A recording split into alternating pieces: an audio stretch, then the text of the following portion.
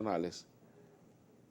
Bueno, aquí dice, imagínate tú lo que dice el encabronado, dice, se llama así, por Dios, dictadura sale con plomo y si me critican esta posición, dígame cómo sale entonces. Bueno, este tipo de posiciones se respetan, pero...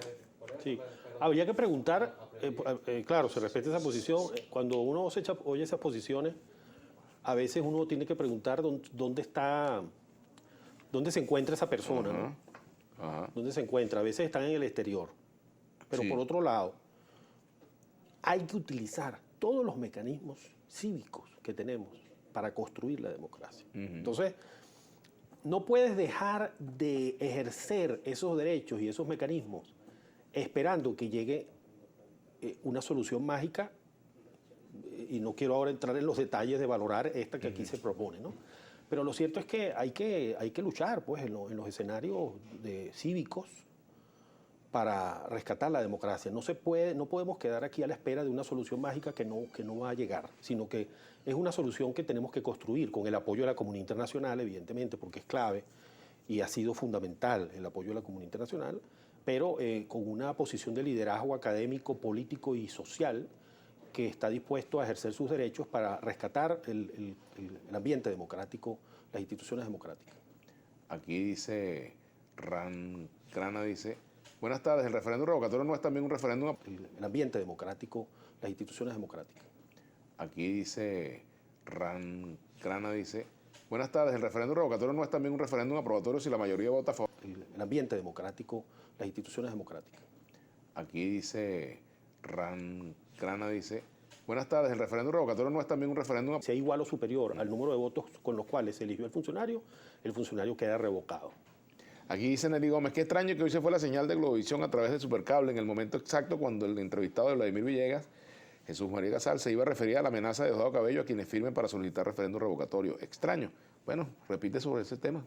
Para que... No, lo que decíamos es eso, que de acuerdo con la Constitución, los instrumentos internacionales deben respetarse los derechos políticos, deben respetarse los datos personales, debe estar resguardado también un derecho a la reserva sobre esa manifestación de voluntad. Además que ahora, como se utilizan unos mecanismos tecnológicos a través de las máquinas de votación, ya no hay una situación como la del 2003-2004.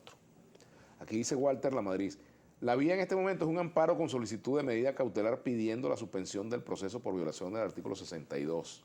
Yo sí pienso que debe ejercerse esa vía, o hoy debería estarse ejerciendo, para agotar las vías internas, primero que todo, ¿no? Debe ejercerse esa vía. Probablemente no funcionará, pero hay que ejercerla y eso permite luego acudir a las instancias internacionales. Claro, esto en el contexto de la evaluación que se va a hacer en materia del examen periódico universal. Del examen periódico universal, en materia, por ejemplo, hoy, por ejemplo, había una nota con respecto a la alta comisionada y señalando que no se habían tomado medidas para enjuiciar a los mandos militares, a mandos policiales y militares involucrados en violaciones de derechos humanos, que no se había avanzado en ese campo, ¿no? Sí, ese es un tema donde efectivamente el examen periódico universal pues, es un momento de revisión sobre cuál ha sido la respuesta de Venezuela en el Estado venezolano en relación con todas las denuncias de violaciones a derechos humanos, casos de tortura, privaciones arbitrarias de la libertad, violación del derecho de manifestación, y en la medida en que no existan investigaciones serias, objetivas, independientes, pues Venezuela va a estar lejos de llenar los estándares internacionales. Hola, dice Cris Herrera, triste por lo que se avecina, el gobierno no le conviene lo del referéndum, ya que ellos saben que van a perder, que no van a poner nada fácil entonces de ganar la oposición, el gobierno sería capaz de lanzarse un autogolpe para quedarse en el poder, dice. Violación grave a la Constitución, eso está clarísimo. O sea, es un desconocimiento además de los principios de democracia participativa, democracia protagónica. Es decir, en ese sentido, otra vez vamos a un ejemplo de cómo los que se presentaron pues, como valores fundamentales, móviles, inspiradores de la Constitución, son dejados de lado. Por cierto, tengo una duda a propósito del juicio en la Corte Penal Internacional. El fiscal general de la República, estas actuaciones que viene haciendo ante la Corte Penal Internacional, ¿la hace en su condición de fiscal general de la República, abogado del Estado o abogado del gobierno? Sí, es una buena pregunta. ¿Cómo se diferencia? Es una buena pregunta. Cuando hay un jefe del Estado. Es una buena pregunta, pero me imagino que lo que está ocurriendo es que él envíe esos informes, digamos, como órgano del Estado venezolano, puede formar parte de también de la visita que hizo aquí el fiscal ante la Corte Penal Internacional, de que, bueno, él recibiría las informaciones y está bien que reciba esas informaciones. Ahora, lo que es importante es que él realmente observe la realidad, es decir, y observe si efectivamente ha habido investigaciones objetivas, independientes, imparciales, cuáles son los resultados, si las responsabilidades que se han fijado incluyen a todos los que deben estar incluidos en esa investigación y en el establecimiento de responsabilidades.